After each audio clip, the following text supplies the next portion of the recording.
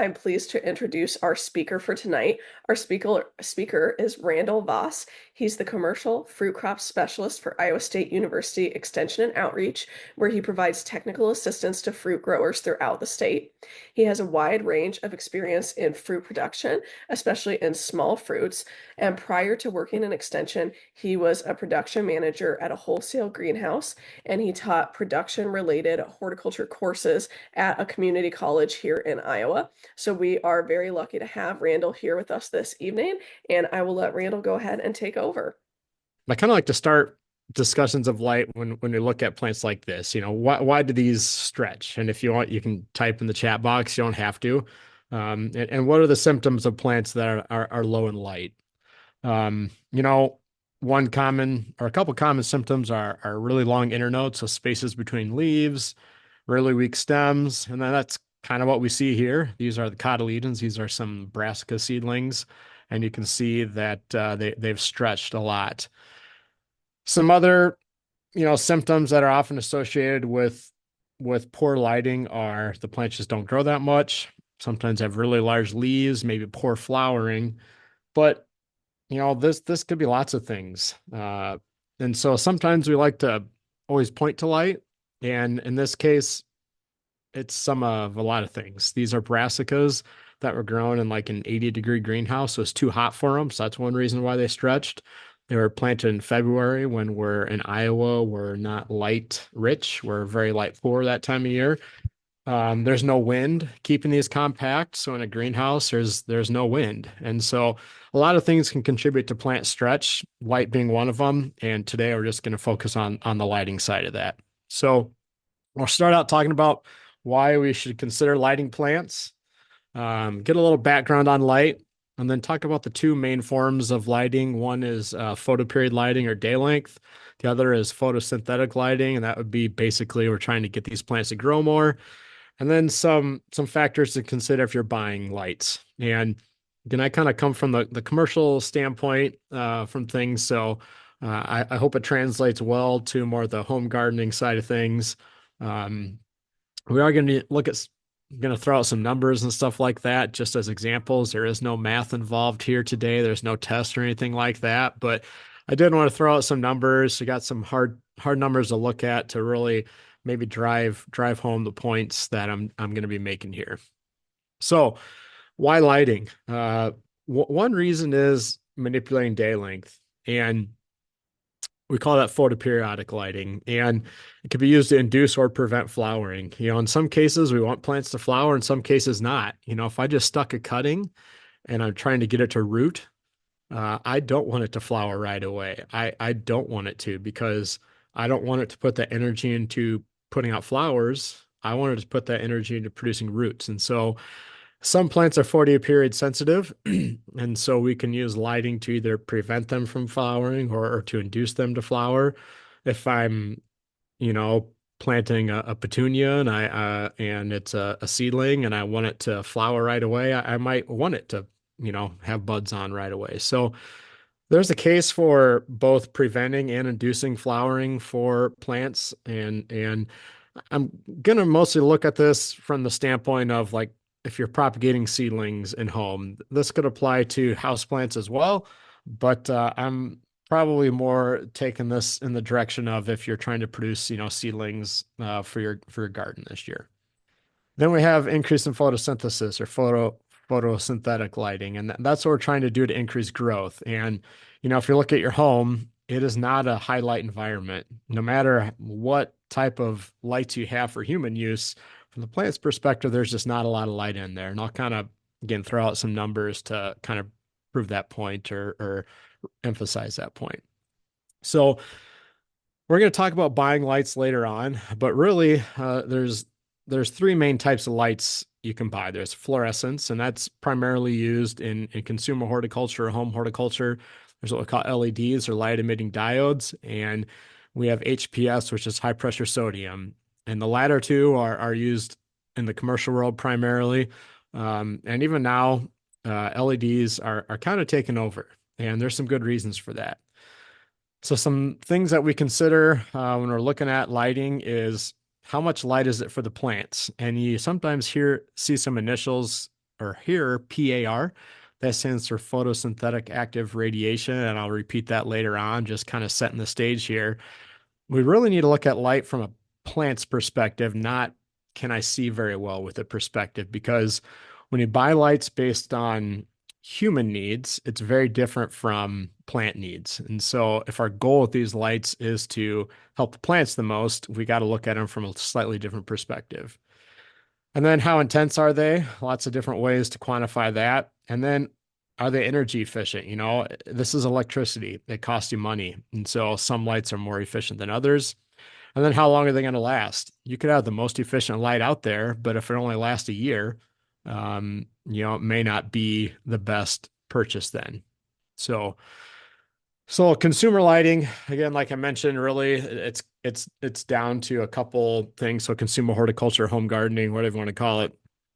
LEDs again are currently the most popular in many cases, and there's some real positives. You can select the color, so I can choose red, I can choose blue, I can choose white, what have you, or green, and so that is kind of a new thing with plant lighting that you couldn't really get 20 years ago. And they have a fairly long life, at least the newer ones do. 10 years ago, we weren't getting the longevity out of LEDs like we thought, but they do tend to be a little bit on the more expensive side, and those costs have kind of come down, and so that may or may not be valid anymore.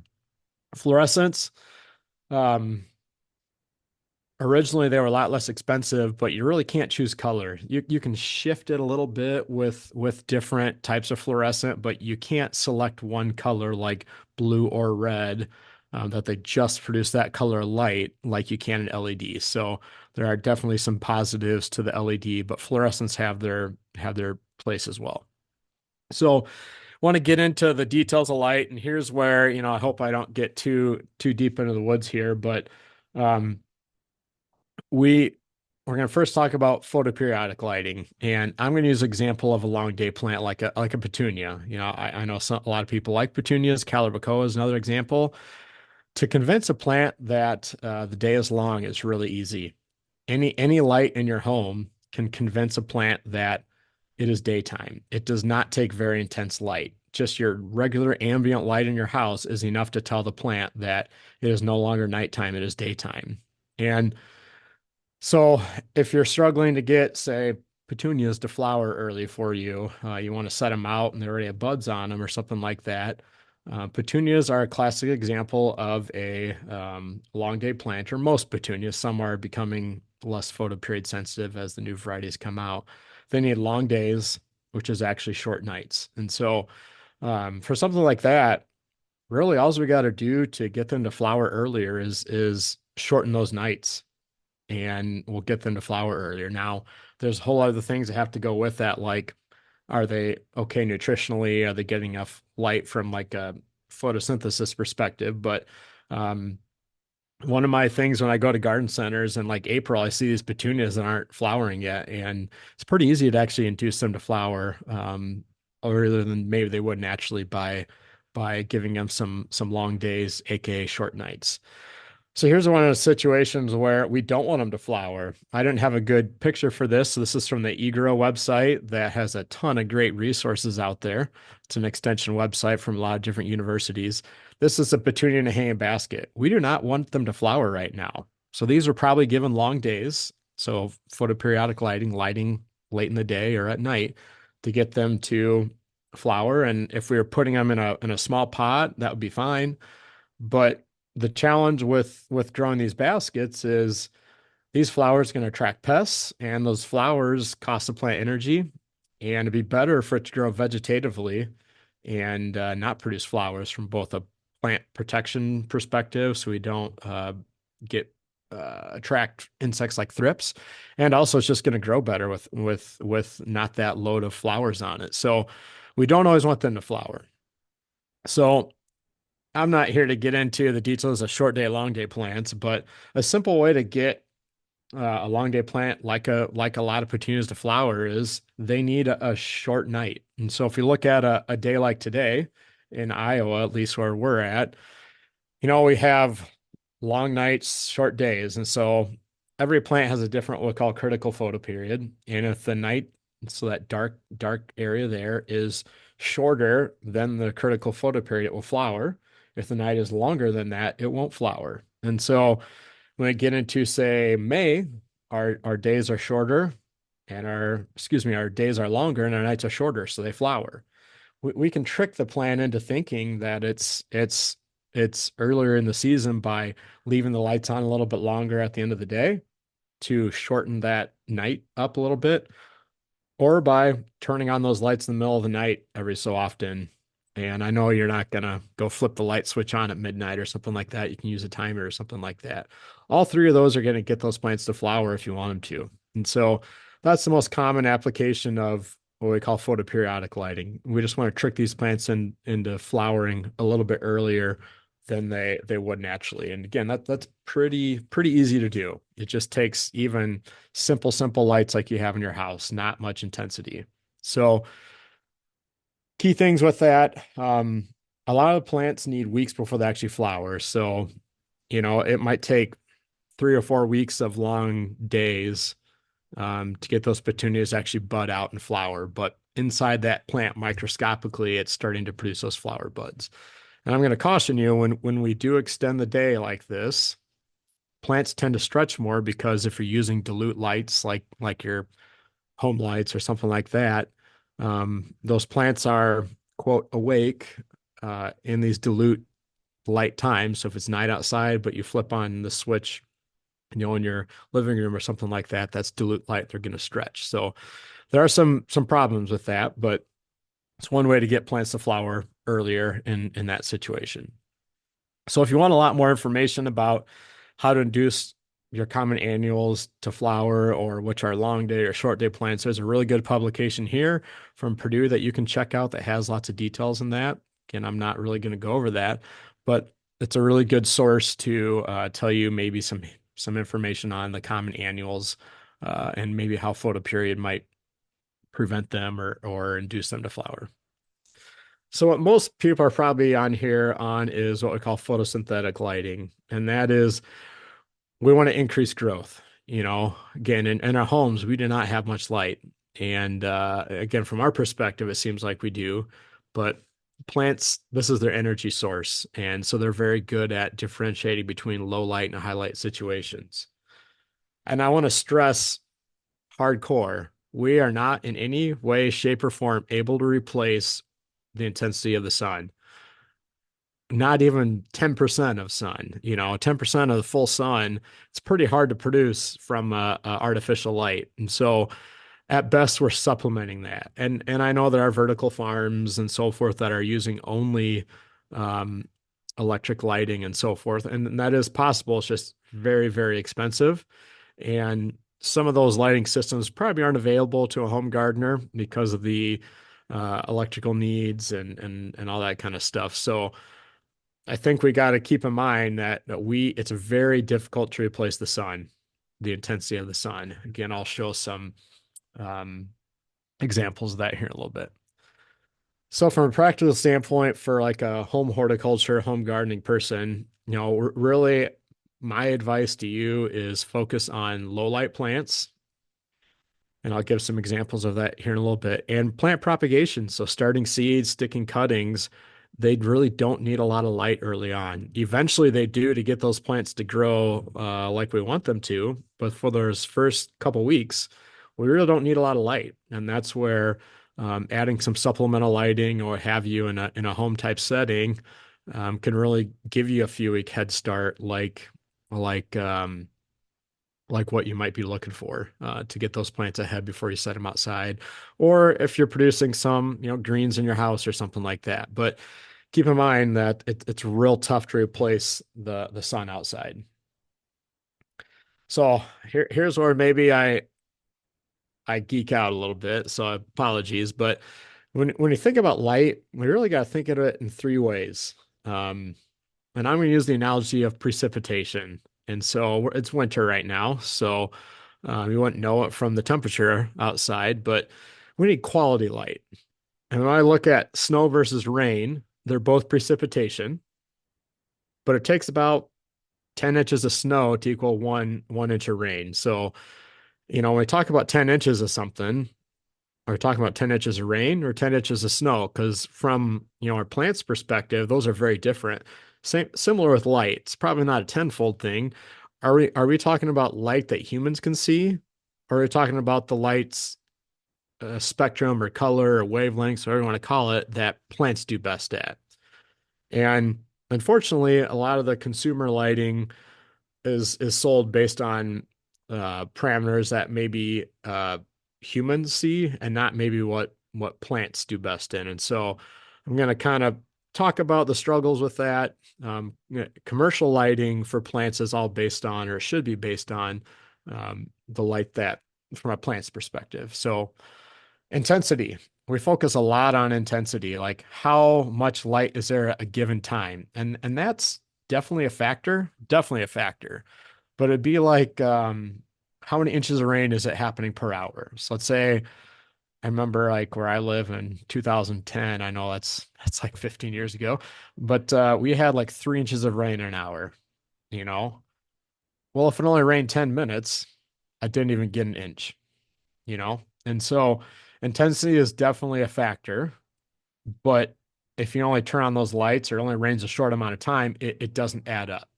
And so intensity is very, very important, but it's only one of these three factors. Is it the right quality of light? It might be intense light, but if it's not the light the plants use as efficiently, it's probably not as important. And then duration. And I'm leaving photoperiod out of here now. We kind of got into day length and so forth. I'm just talking about how long are those lights on for the plants to be able to do photosynthesis.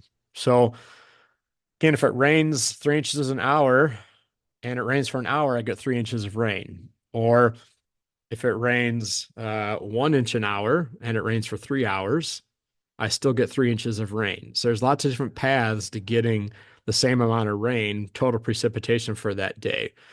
And the most cost-effective way for all of horticulture is less dilute light, so less intensity, long duration, because the more intense your light, the more expensive it's going to be. Now, it's still got to be intense enough to actually matter, but ultimately, when we factor all these three things in, we use a term called daily light integral. And don't get caught up in these terms. They're just terms. I'm just going to call it DLI. That tells us how much light did that plant actually get for that day or that month or what have you. And I again, it's the analogy of how many inches of rain per day did we get. That's what matters to irrigation or plants. It's not how fast or what have you. Yeah, that's a factor, but ultimately, did I get a 1/4 inch that day or did I get 3 inches that day? And that's probably how we should be looking at lighting too. And I'll show you some examples of that here in a little bit. Then there's always the money factor. How expensive is this? Now, for home gardening, that may not be as big of a deal, right? So if you have to pay a little extra for your lights, for your personal enjoyment, or maybe you can't buy the certain varieties you want in the garden center, so you grow them at home, maybe finances is less of a factor. But again, in the commercial world, this has to all make economic sense. And I can grow a ton of plants in the winter with artificial lighting. The question is, can I make money at it? Because it gets very expensive from a lighting and heating perspective. Um, but again, that maybe is not applicable to you. So when I talk about quality, um, there's kind of this classic chart out there that I'm going to kind of highlight a couple things. The kind of bell curve there looks at light from like a human eye perspective. We're really good at seeing those kind of yellow, green light colors. Um, we're not very good at seeing the blues and reds. And so from a human perspective, and value is the wrong term, but light in that kind of yellowish, greenish, light reddish spectrum is highly valued for our eyesight. From the plant's perspective, PAR is this kind of plant available light. They value very highly or use very highly is a better term. Plants don't value red and blue light. And so That's the challenge when lights are sold based on how many foot candles they put out or something like that, is foot candles looks at light from a human perspective. It doesn't efficiently value the red and blue light that oftentimes we do want for plants. And so again, I'm going to kind of make the case for that here in a little bit. And so foot candles is better than nothing, but foot candles focus on the light you can see effectively, not what the plants can use effectively. And so when possible, we want to see if these manufacturers have other terms out there that might fit better with what the plant needs. So when we look at sole source lighting, so these are plants that are grown in just blue light, just red light, which you can do with LEDs. There's some generalities in terms of which color of light gets you the best results. And these are just cartoon characters or cartoon pictures of plants because it's easier to see. If you look at generalities, plants only grown in red light have bigger leaves, they grow taller, but they stretch. And that's not necessarily a good thing. Plants grown in just blue light tend to be more compact, smaller leaves, but they probably grow a little slower. And so there's some generalities that are out there. Again, I already kind of mentioned this: red light, larger leaves, taller, they stretch more, they grow faster. Blue leaves, smaller internodes, what we call, quote, a better growth habit. It's probably best to have some of both. And a lot of especially the consumer horticulture light fixtures out there you buy are about 3/4 red light, about 1/4 blue light. That's because that's a good balance. Red light is probably used most efficiently for growth by plants, but if we don't have some of that blue light, we get some very negative growth habits. Now, those negative growth habits may still happen if you're growing these plants in dilute light with no wind, and so forth, with even if you have red and blue lights. This doesn't get away from still the architecture issues that happen with growing plants indoors because there's no wind, and that helps keep plants compact. So, but that's why most LED fixtures sold for plants are out there have a mixture of mostly red for efficiency and growth and all that, but some blue light to help keep that growth habit in check. So there's a good reason there's a mix there. One interesting thing if you're growing plants that are highly pigmented. So a lot of people want some of these leafy greens that maybe have some red pigments in them, some anthocyanins, all that kind of stuff, um, or mixed greens, baby greens, what you want to call them. You're probably going to need a much higher percentage of blue light to get that color. So when you grow these plants that have a lot of pigments in the leaves and just red light, it doesn't show up that much. They might even be just green.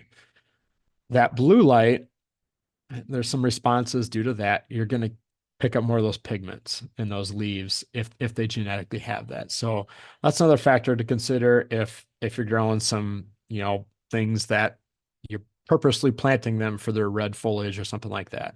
Now, if you put them outside, let's say you start a lettuce seedling inside and you put it outside in a couple weeks, 3 weeks, it's going to develop those pigments once it goes outside. But if sole source lighting, this is your only color of light, growing these plant seedlings in red light, you may lack some of that pigment. So let me get to intensity. And I always say humans are horrible at differentiating between different light intensities. So is it red light, or is it a lot of light, or is it a little bit of light? Why are we poor at that? Well, it's because our pupils dilate, right? When you're outside in the summer, your pupils are pretty small, or when it's really snowy outside and it's a bright day, your pupils get smaller to reduce the amount of light that gets inside them. You go into a dark room, the pupils expand to increase the amount of light that comes in. So humans are horrible at differentiating between intense light and dilute light because our eyes automatically adjust. If light was your energy source, like a plant is, they can't do that. That is their source of energy. And so we need to kind of keep that in mind. So I mentioned foot candles. It's not an ideal term for plant lighting just because it looks at light from a human perspective. And I'm going to introduce two terms. And again, this is where maybe I get a little too hardcore into the commercial world, but I mentioned PAR. That's looking at light, the wavelengths of light from like the plant's perspective. But when you actually kind of extrapolate that to how much light actually hits the plant, some people use a term called PPFD, and I'm not even going to get into photosynthetic photon flux density kind of thing. And don't worry about these terms. I need to use them as examples. That looks at not only is it the wavelength of light that the plants use, how much actually hits the plant. And again, that's kind of our goal in that. So again, I'm going to use these terms. Don't worry about exactly, what do the acronyms mean and so forth. So when you look at foot candles, which is the common lighting term used for human lighting, an ambient office situation, like an average office workplace, might be 50-foot candles, give or take. And it varies a ton. So, don't go to your office tomorrow and have a light meter and yours is 75 and get mad at me. I'm just giving you like a general average here. Like a factory or something like that where you need very good lighting, it's more like a 100-foot candles. If you look at a full sun, clear day, what is the potential foot candles outside? It's about 10,000. Now, I've never actually measured that. I mean, when I have a light meter, I've gotten to about 7,500, give or take, but I'm not out there on the clearest day in the summer at solar noon to measure this for fun. And so you look at detailed task lighting. So if we were going to go into this room and be like, wow, it's bright in here, that's about 1% of full sun if I'm doing my math right off the top of my head. And so again, keep in mind, plants are going to struggle a little bit if they're adapted to full sun, and we expect to grow them in a place that doesn't have some other artificial lighting in there for them.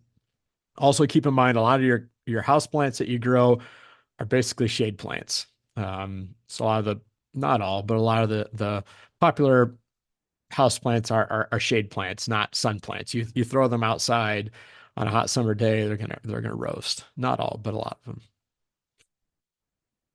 Okay, I'm gonna skip ahead there. So again, here's where I don't want to get bogged down into math and that kind of thing, but that PPFD value looks at light from the plant's perspective.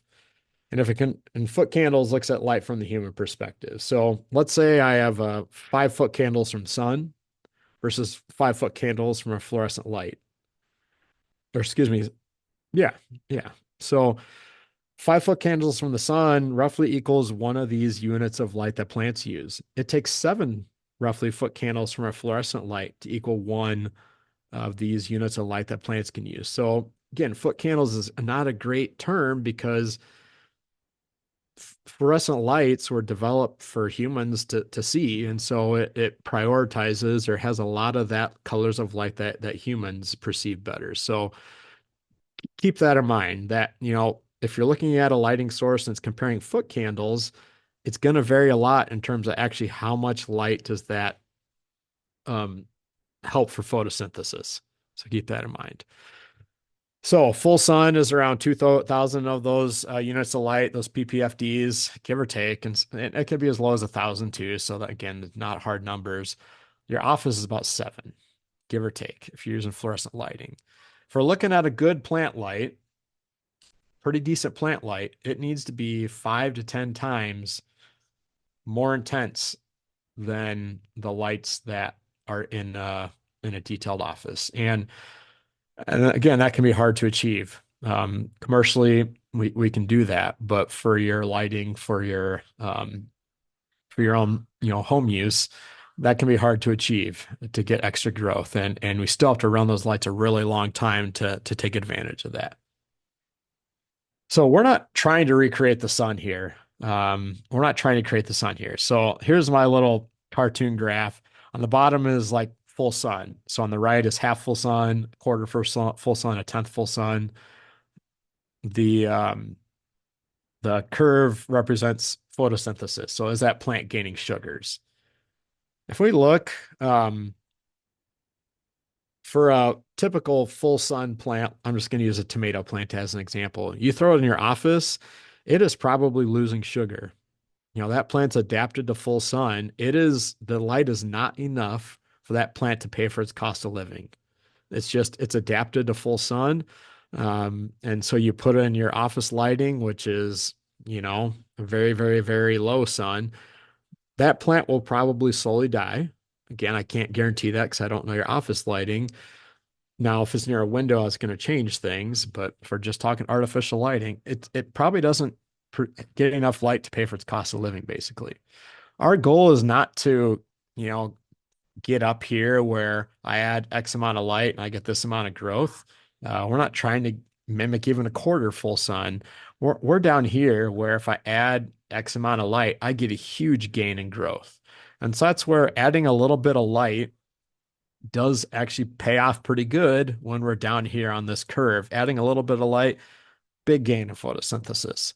If we have a ton of light already, so let's say you have a greenhouse in May, adding more light is it probably will increase growth minimally, but not enough to pay for that electricity or something like that.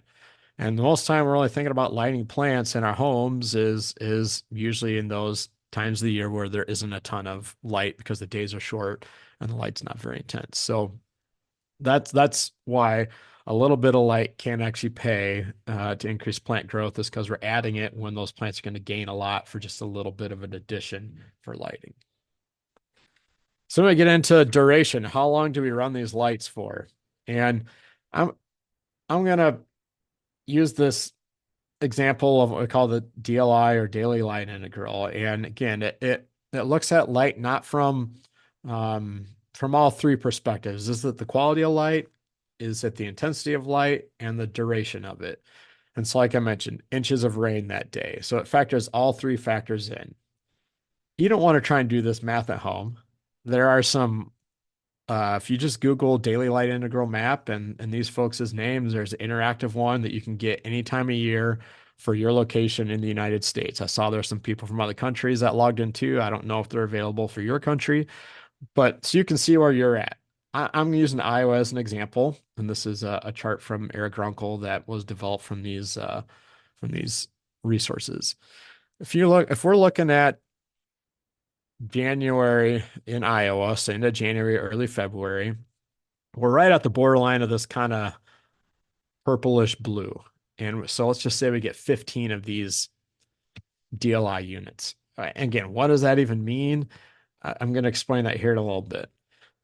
Compare that to June in Iowa, we're getting like a third maybe of the light that you do in the summer when you look at it from a quantity, quality, duration, intensity perspective.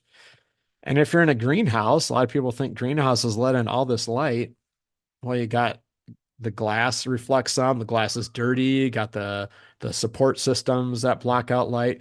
Even in a greenhouse, we're only getting this time of year about a third to maybe, two-fifths of that light is actually getting in to that greenhouse to grow those plants. So we might be getting 5 to 7 of these DLI units in a greenhouse. In your house, even if you have that plant right next to the window, maybe you're getting 10 or 20% of them, maybe. But again, that plant's not in full sun the whole day. And so, we're in a very light poor time of year when this is where we consider supplemental lighting. Even if you have some natural lighting coming in from a greenhouse or a window or something like that. So what do these DLI units mean? What they kind of do is they categorize crops into how many of these DLI units do you need to produce a decent quality plant. And so for propagation, so sticking cuttings, starting plants from seed, you only need about 4 to 6 of them to produce a decent quality plug or liner or what have you for the first few weeks. So that is actually feasible in your home if you got decent lighting and perhaps you're using some windows as well. It's pretty tough to produce a geranium in your house. It's real tough because even out, even that greenhouse that has no shade this time of year is only getting 5 to 7 of these. And we need 10 to 12 to produce an okay quality full grown geranium to a consumer. You can start geranium seeds and cuttings for a few weeks and do just fine, but to produce a blooming one that is very showy in your home alone with artificial lighting, not very feasible in most situations. Tomato or pepper plants. I'm not talking about transplants. Yeah, you can start some transplants in your house and do okay if you have them in there a few weeks and get them ready to go outside, but to actually fruit them in your house, or even in a greenhouse in January, February. It doesn't happen without artificial lighting because we need 14 to 20 of these. And in that greenhouse right now, this time of year, you're only getting 5 to 7. Your house, you're probably getting one or two, give or take, if you're getting sunlight from your window. So I'm not trying to discourage use of lighting or anything like this, but this is just the reality of how much light plants need, and we're talking full sun plants here. If you're growing ferns or phalaenopsis or African violets or you're forcing bulbs, they don't need a lot of light. So those can do okay in low light situations with artificial lighting. So again, growing a tomato, fruiting tomato in your house is a challenge, versus some of these other plants is a lot more feasible. So, some considerations, and I'm skipping over a couple things just for the sake of time here, but so some things to think about for lighting in your home situation is you ideally are getting some natural light from a window or something like that. That's definitely going to help you. Um, and proper placement of the plants and lights. The closer the light that plant is, the more intense that light is. And I'll share an example here. You're probably going to need to run those lights a long time to get the full effect because they're pretty dilute lights. So here's just an example. Let's say in a south-facing window, you might get about 10% of the light from outside to get inside. And that's just a guess, right? Um, there's some challenges to that. Windows will filter out some UV light, and that can change some plant pigments and all that kind of stuff. But you need those plants to be in direct light. And keep in mind, this is direct sun rays hitting it, not like ambient light, reflecting in. So, um, if you want to take advantage of your home lighting, those plants have to be in the direct light. If you have lights that don't produce a lot of heat, and that was the negative of some of the older style commercial lights, high pressure sodium, incandescent, they give off a lot of heat. As you get that plant farther and farther away from it, that light spreads. And it's kind of like I call it the inverse square law. So, um, if that plant is 1x distance from the bulb, if I double the distance, that light is spread now. So it's the quarter of the intensity. If I move that plant 3 times that distance from the light, now its only intensity is 1/9. They're still the same amount of energy, it's just spread out more. And so one way to capture the efficiency of those lights is just move your plants closer if possible. The problem is heat is still a factor with some of these, even LEDs and fluorescent. They're much more efficient and they don't give off lots of heat, but they still do give off heat. So that's one way to gain efficiency. So what I did here, I'm showing an example of intensity of light. So on the right left-hand side is like some PAR, plant available light wavelength amounts. And so 50 might be like a low intensity lighting system. And a lot of the consumer available ones might even be less than that. 100 is pretty crazy intense light. And even in a commercial setting, very few have that intense light. If you run those lights for 16 hours a day, we get a DLI of about 6. That's still only about half or less of what it takes to grow a tomato. And more likely, you probably are dealing with much lower intensity lights and you're getting a DLI of about 3.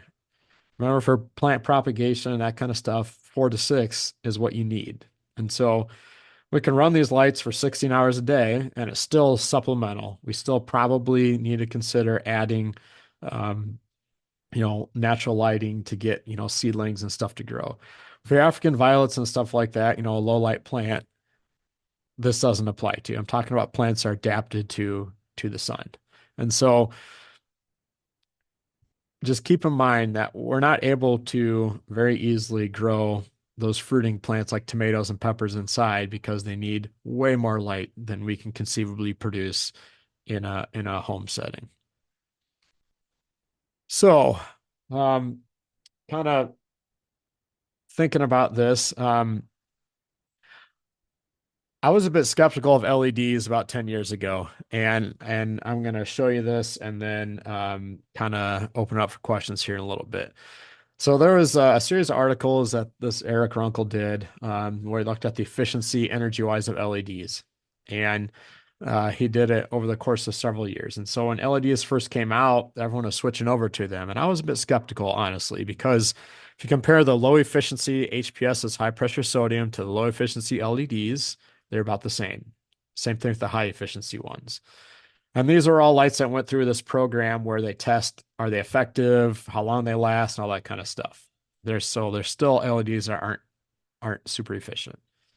4 years later, the high pressure sodium ones haven't increased really much at all in efficiency. The LEDs did by a huge amount.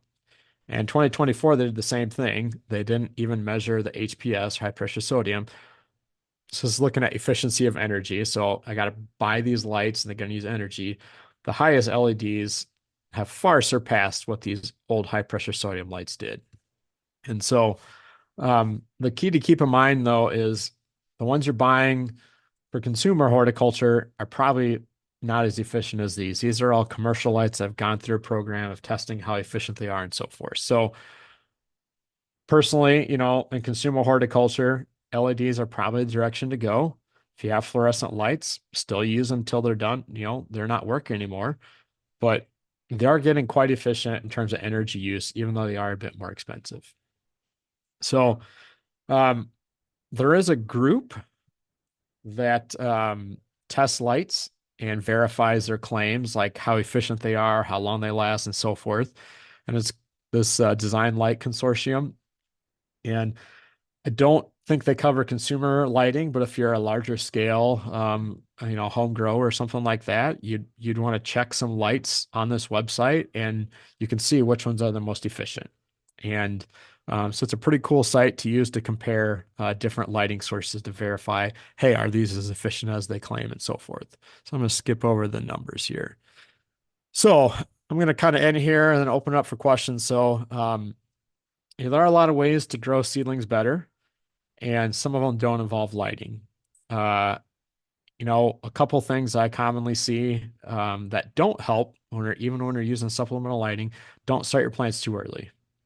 The longer they're inside, even with artificial lighting, the more likely they're going to stretch. Once they've germinated and popped out, don't run them too hot. They tend to stretch. If you run them on the drier side, they tend to not stretch as much. And we can't mimic the wind like we have outside. And so if you brush those plants or use a fan or something like that, it will keep them compact. The other thing to avoid is don't overapply phosphorus. That middle number in a fertilizer, phosphorus, induces a lot of plant stretch. And when we're using dilute light, we're growing them in a house with no wind. Um, these fertilizers like 20-20-20 and 20-10-20 are way higher in phosphorus than we need. And that may actually induce a little stretching too. So when we're already kind of struggling to keep plants from stretching because of dilute light, um, over applying P can make it even worse. And so the takeaways, then we'll kind of open up the question, know what impact photoperiod has on your plants. And so if you don't want them to do a certain thing, know how long your lighting is going to impact that. Definitely in a home setting, maximize your use of your natural lighting, because again, supplementing it with artificial lighting is supplemental. Purchase efficient fixtures, so find the ones that are very efficient, and be realistic about what supplemental lighting can do. Again, trying to grow a tomato fruiting in your house, it's probably doable. It's just going to be very, very, very expensive. And so maybe be realistic about what the options are. And with that, Alicia, if you want to open up to discussion, I will try and help with that. Some of the questions that you already answered, I went ahead and put in the Q&A that we had answered those live. But there were a lot of questions about, measuring the intensity of that lighting if it's coming in from a south-facing window, because that's where we're always told to put plants, how we manage the heat that might be coming off of lights, which you talked about, the fans, and then of course the question about, should we put a fan directly on our plants to help stimulate their growth? And you kind of answered all of those things, except for one question was slightly different, which was putting the fan directly on the plants, does it stimulate their growth hormone? So, yes and no. So when plants stretch, and one of the reasons why plants stretch is because they produce a lot of GA, the gibberellic acid, and so, um, yeah, when we brush them or something like that, it somehow probably limits the production of GA, so plants don't stretch as much. Because in the commercial world, we apply products that prevent the production of GA. So they call them GA inhibitors. So yeah, I mean, fans has some negatives in terms of drying things out and stuff like that. But I mean, it is proven that brushing plants, a few times a day or whatever will help keep them compact. So that's probably the easiest way to do it. But I, yeah, I guess. Okay, great. And then kind of going off of that question, you had talked about the LED lights and how they've gotten so much better recently. We had a few questions around that, which is, are all LEDs equal in quality? Which I think we know the answer to that, but I'll let you No. answer it. And then you talked a lot about the red light and the blue light. Is full spectrum considered the best, or are you looking for just certain parts of the light? And is there any benefit to using infrared light with our plants? So, no, not all LEDs are equal. Some don't last very long, some are not very efficient. And I don't have a great answer for you because a lot of the consumer products haven't gone through this group that tests the lights to verify their this efficiency and so forth. So, um, I mean, you can always look and ask how efficient they are, but it's going to be tough for consumer horticulture to tease out which ones are the most efficient. Just to be honest with you, because um, the commercial folks are investing thousands of dollars. They want to make sure that they've gone through these things. But infrared light, I don't know much about infrared light. I'm not gonna lie. Far red light. There are some positives to far red light. It will do a couple things. Too much far red light, though, will um, cause some negatives like stretch and so forth. So um, basically, blue and red are going to give you the most positives. Full spectrum, I guess they're meaning maybe white lights. I mean, there's some positives to applying all the different colors of light, but in terms of dollar investment, red and blue are gonna benefit you the most from like a photosynthesis perspective and so forth.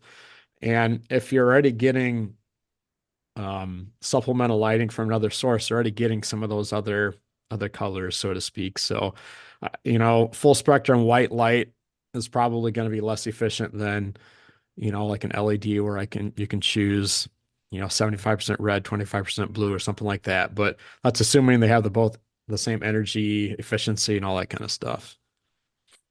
Okay. And then I know you were talking about how we use this light sometimes for our plants that are already indoors that are not getting enough light. But as you know, a lot of people are interested in seed starting. And we did already talk about seed starting a little bit earlier in this season, the very first session that we did. But people want some more specifics on that. So, are there a certain amount of lumens that we're looking for seed starting? At what point are we doing lights in the seed starting process? Because we know that we don't need that right away for germination with everything. Um, how long in the day are we using these lights? How long are we using the fan? What are your thoughts on that? Yeah, so lumens is going to be the same issue with foot candles. It's looking at light from a human perspective. And so, um, lumens and lux and foot candles are all kind of, again, not really going to look at photosynthetic lighting. I mean, it's again, knowing that is better than nothing. But if you go back to that chart where I talked about, or if you watch the recording, you're probably not getting a ton of light from a commercially a fixture available to a home horticulturalist. So running those lights for a long duration is probably the best way to look at it. And because ultimately it's not, again, how intense that light is, it's the quality of light, the intensity, and how long you have it running that adds up to that DLI bucket I mentioned, where you need like a 4 or 6 or something like that. So, you know, I wouldn't run them 24 hours, but 16 hours is probably not going to be a negative. In terms of, when to start them and so forth, it depends on the plant, right? And I'm sure you got all the details of that in your earlier webinar more than I could get into, but just don't start them too early. You don't need to start tomato plants right now, right? It's not going to be a benefit. Those plants are going to be leggy, lower quality than if you have a 2-inch transplant putting out versus a 1 foot long. There's not a lot of advantage. So, from my And it, perspective, right. And if you're like me, you run out of places to put all your plants that you started, and your house is just a mess, and there's plants everywhere. no Um, shame in that. No shame in that. no shame. And if you also feel that way, no shame to you. We say embrace the madness of all the plants. But like I said, we have some real like lighting geeks on here. And so we had some people asking specifically about if there's an app that you would suggest for measuring the quality of light. And someone had thrown out one that they had tried. I think it's called Photone. Like it looked like photon, but with an E at the end of it, Okay, for measuring PAR. So cool. any suggestions about any apps or tools like that that you would be using for measuring light? Yeah, I don't have any. I work with commercial equipment, so it doesn't really translate. So, and if anyone else has, I'm going to check out this Photon one, honestly, because I don't have any suggestions for ones that are economical for a small scale. But if you're hardcore into it, it's definitely something to consider. There are some companies that sell some for $500 or something like that that test PAR, but with smartphone technology now, I mean, there's probably some economical ones out there. I'm just don't have any favorites or don't have any experience with it. Okay. And we don't, the Master Gardener program and Iowa State in general don't generally endorse any specific products or companies. But I did see that one other person in the chat said that they have used the Photone app and that it is good and that it costs $24. So we're not endorsing it, but just saying someone else in the chat also seconded that option.